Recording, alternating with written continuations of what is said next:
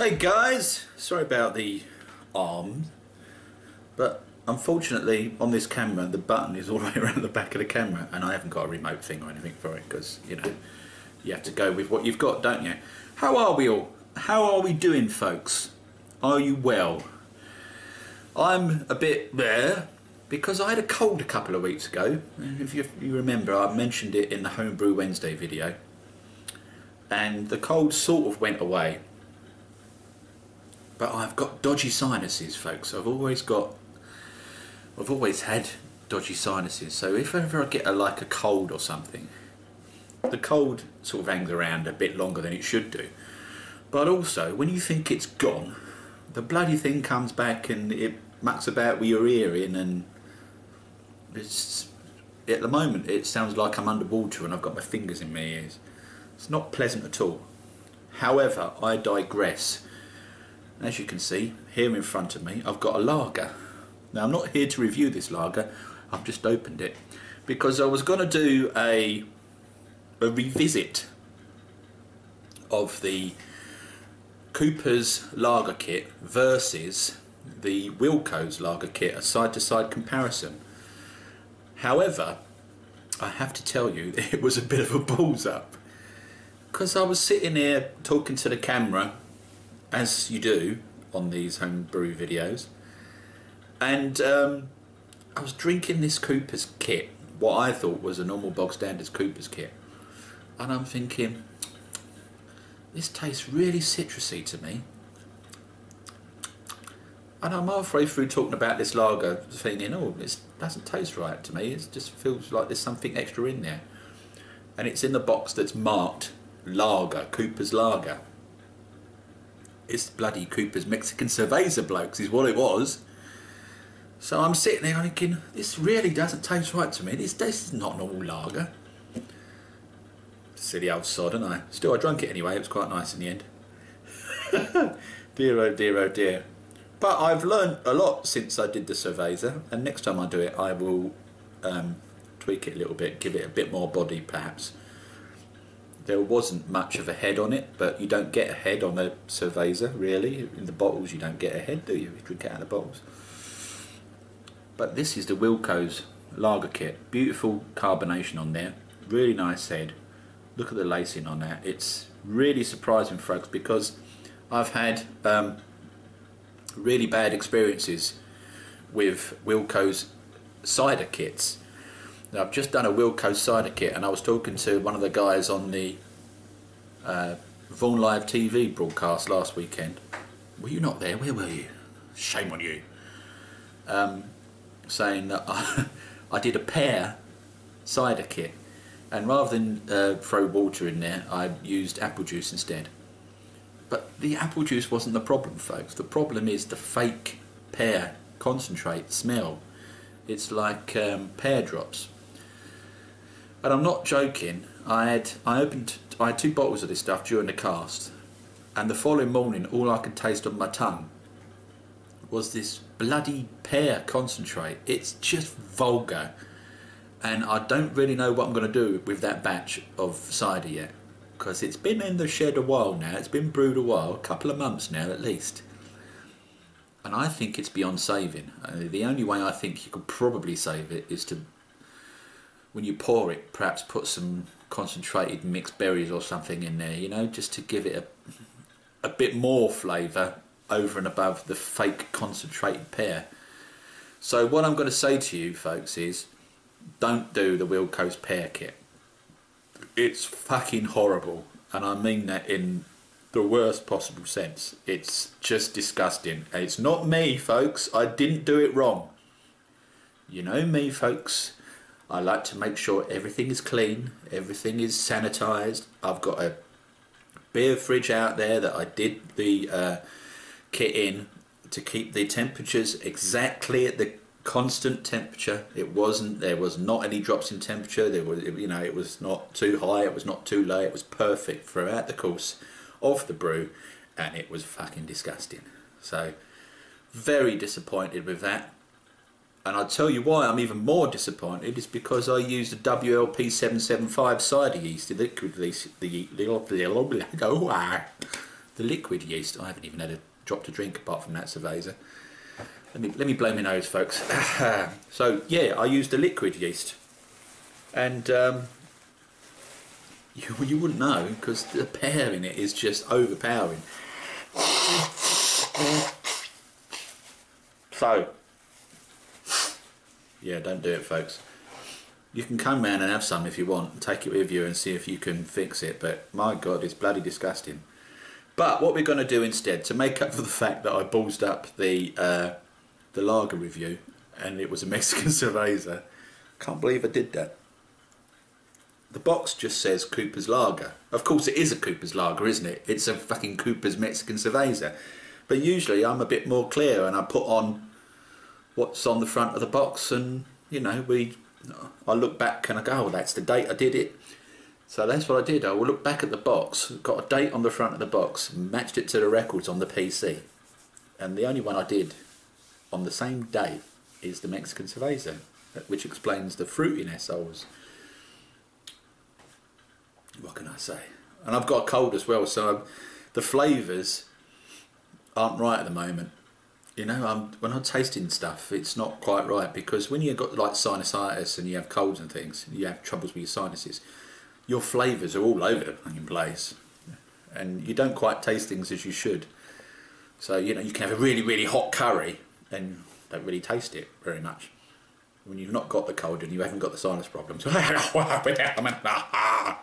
You know about it. Anyway, enough rambling about what I ballsed up. Beautiful, this. I'm going to tell you again, and I know I did it in a recent video, but I'm going to tell you again because it's here, and it's been a few weeks since I mentioned it last. I just slagged off the Wilco's pear cider, but that's a pear cider, folks, okay? This is the Wilco's lager. Brilliant. But it's not just on its own. It's not just a kit and kilo. And I'm going to explain to you briefly what I threw in there.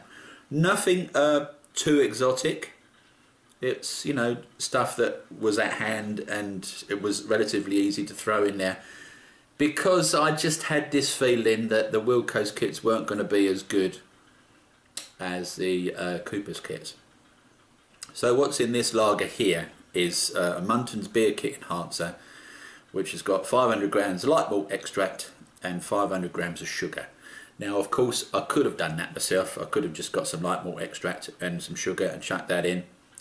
But I had one of these beer kit enhancers lying around, and why not chuck it in there? I also threw in 250 grams of maltodextrin and an additional 250 grams of dextrose. The lacing on that is beautiful. Look at that, isn't that nice? I'm really impressed with this, guys, I've got to be honest with you, and I'm a fussy bugger. But I think what's given it more of the lager profile is I threw in a packet of, I had one lying around again, you know, in my den of doom. I've got, I had a couple of packets of flavour pack lager packs, and all it is like a little bag of hops and a tea bag, and you chuck it in boiling water and you just leave it for 30 minutes, and then you chuck it in your kit towards the end. And I think it's really helped give it a really crisp and clean profile. It's beautifully clear. Look at that, isn't that lovely? I mean, you probably can't see what I can, and obviously the colours are going to be slightly different on video. But really impressed with this, honestly. And I am a fussy sod, as you know. So I will definitely be doing this one again. It's probably the best one I've done today, alongside the European Cooper's Lager, which is rather pleasant too. And I've not got very much of that left. It's strange, isn't it? I put some of this in my fridge to lager up. I'm talking about the Euro lager, because there are a couple of ways you could do a proper lager. Now, what you do is you tend to brew your lagers at the lower temperatures, around about 12 degrees, and then you bring it down even further once it's fermented to a lower temperature. Should be around 2 degrees, but I can't get my fridge down at that level. So I brought my fridge down to 6 degrees, which is as far down as it could go really, between 5 and 6 degrees. And I left it in there for another 4 weeks, and it basically, you know, lagers. I hate when people do that, don't you? I'm gonna break their fucking fingers. It lagers your lager. That's what the lagering process is. It's rather technical, isn't it? Go and look it up, folks, don't believe me. So what I did was, in this instance, is I basically threw everything into bottles once it finished fermenting, with a batch prime it in a secondary fermenting vessel, bottled it, and then threw it back in the fridge to lager. Or what you could do is you could chuck it into your secondary fermenting vessel. Don't put the sugar in there to carbonate it, obviously. Then chuck it back in the fridge and then carbonate it later. You know what I mean? There's two different ways of doing it. It came out really nice though. I was rather impressed. So I've got another one of those lying around. I'll probably do the same method because it came out so nice. Maybe leave it a little longer in the lagering process, but as we've had a bit of a cold winter, the temperatures in the shed have been only around about 3 or 4 degrees anyway. Granted, the temperatures rising, and there's no surprising. The temperature's rising now, but you know, during the time I did that particular lager kit, and I'm looking like this because I've got a bit of wind and I'm going to burp. During the time I did that kit, it was really cold. So yeah, this is as good as the Cooper's European Lager. Well impressed with that. I'll definitely do that lager kit again. I wouldn't want to do it without the flavour pack. Now the problem is, because I haven't done one of those kits without a flavour pack edition, I wouldn't want to do one now without the flavour pack edition because it's so good. Do you know what I mean? So you pay your money, you take your choice, don't you? So anyway, folks, what I thought I'd do, I know this is supposed to be a review, but I ballsed it up. So what I'm going to do is, I've been to the fridge, got one of these out. Look, Sheppy's Dabinett apple. Now I'm going to put my glasses on and read off the bottle for you, as I like to do. And I have to tell you now from the off, I've drunk this before. One of my favourites, Sheppy's Cider. Beautiful ciders, really amazing ciders. The Sheppy family have been farmer cider makers since the early 1800s, producing ciders of quality and character. The skill and craftsmanship which produce Sheppy ciders remain unchanged over generations. Homegrown and locally sourced apples guarantee the quality of the blend and ensure that you get a drink to be savoured. Now I'm going to agree with that for once. Really nice ciders. Dabinett is a high quality cider apple which produces the full flavoured medium single variety cider. So sit down and drink in the rural beauty, the history and the craft of 6 generations of Somerset cider makers. There you go, 7.2% on the old ABV. Drinkaware.co.uk. Don't get drunk, folks, it's not big and it's not clever. Of course, this is a Somerset cider. Sheppy's are based in Somerset, of course. Nice little label there on the front, but as we know, folks, nice labels don't necessarily mean a nice brew, do they? It's a single variety. We know that. There's a Dabinett apple, and up the top there, I don't know if you can see that, horse and cart. That's rhyming slang for tart, isn't it? Horse and cart, tart. And what have I done? What have I got and done, folks? Guess what I've not got? I haven't got a tin opener or a bottle opener or anything nearby, so excuse me, I'll just go and get one. Here she is, girls and boys. The mermaid with the boobies. So let's give this Sheppy's a little open. Nice little fizz, a little bit of carb going up there.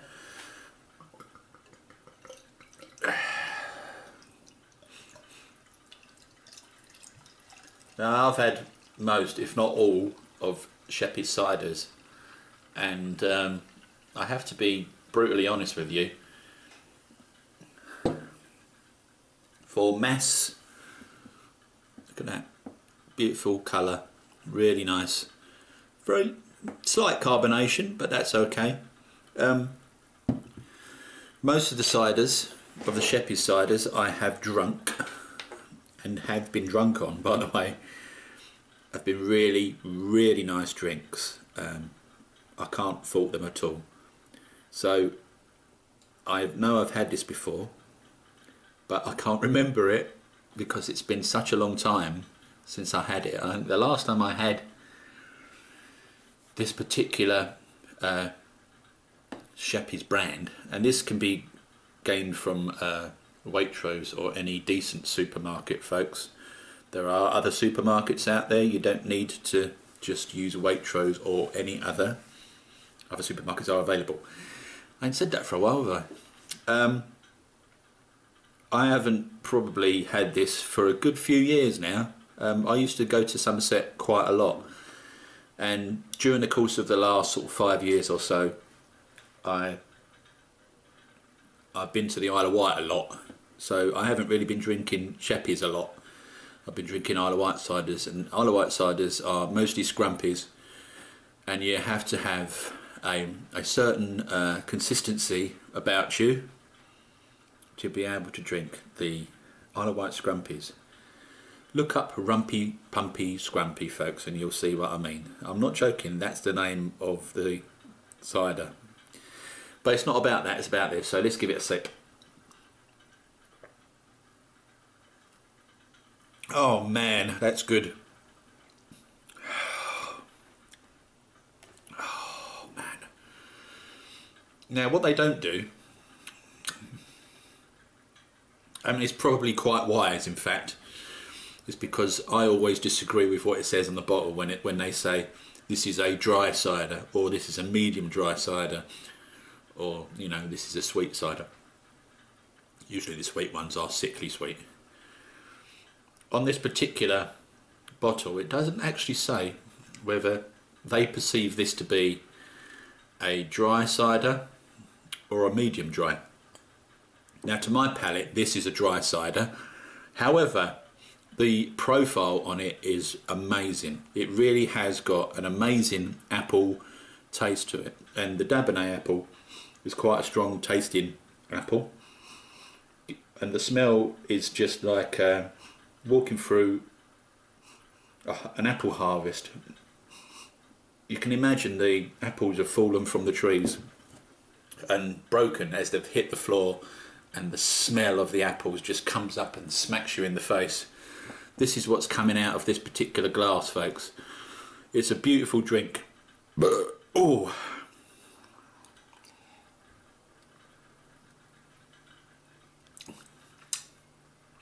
definitely a dry. You know it's a dry when it makes your eyes water, don't you?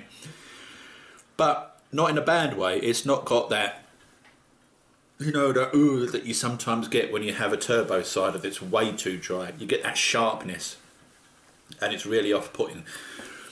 The flavour in this hits you in such a way, it does make you go, oh, that's strong. But you're left with this beautiful apple flavour in your mouth and on your tongue. Man, it's a good drink. I forgot how much I love Sheppy's. I haven't had this for so long, honestly. I don't know why I haven't reviewed them sooner. So do go out to the supermarkets, folks. If you can get Sheppy cider in your local supermarket, Waitrose do Sheppy cider. Waitrose used to do more than just one Sheppy cider, I think. Now the only one I can find on the shelf, certainly, is Sheppy's Dabinett. I don't know whether if you order online, Ocado, whether they have different Sheppys. I'll check that out and I'll let you know. But certainly other supermarkets are available, and other supermarkets may do them. Check. If not, go to your off licence and demand that they get you some Sheppys in. And for those of you that are tech mad, sorry, I just wanted to do that. For those of you that are tech mad, sheppycider.com. They sell all of their ciders online. The reason I know that is because about 4 years ago I did a massive barbecue thing, and I wasn't brewing then really. I wasn't brewing at all, in fact, and I got all my drinks in from Sheppy cider, and it cost a fucking fortune, I don't mind telling you, but it was worthwhile because they're beautiful drinks, and I do recommend that you go out and buy some. Out of 10 I'd have to give this one a 9. The Sheppy's Dabinett apple gets a 9. It's not my favourite Sheppy's. There are a number of Sheppy's brands, and I'm going to see if I can get some for you folks, and I'll do reviews on them. I promise I will try and get some more of these, and I'll do, you know, I'll beg, steal or borrow them, and I'll do some more reviews on the Sheppy ciders because they really are amazing. They're one of my favourite mass producers of beautiful the flavours. It's like being slapped in the face with an orchard of apples that have just burst all over your face, neck and chest. Ooh, sounds a bit rude, doesn't it? But it's true. It's a beautiful drink. So I'm left with a bit of a quandary now, folks, in that I've got a well, I did have a Mexican cerveza, as I told you, and now I've got this beautiful lager. Really is a nice lager, folks. The Wilco's lager kit. As I said, I got this out because I was comparing it to the other lager, going, well, it doesn't taste like a lager to me. What the fuck's going on here? Turns out it's bloody cerveza, silly sod.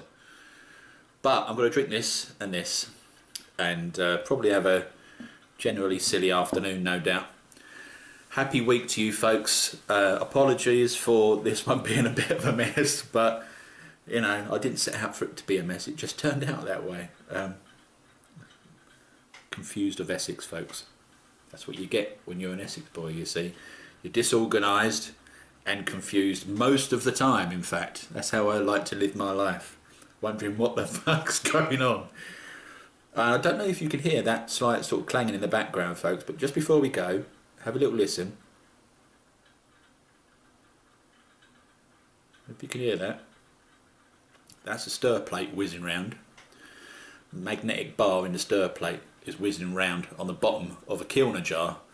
Unfortunately, the bottom of the kilner jar is slightly rounded, so that when the magnetic bar stirs round, it tends to sort of clang a little bit. It makes a little bit of a noise, which is a little bit annoying, but it's out here in the kitchen out of the way, so it doesn't matter. But in that jar, folks, for the first time in Lakey Bloke land, we've got a hybrid yeast going on.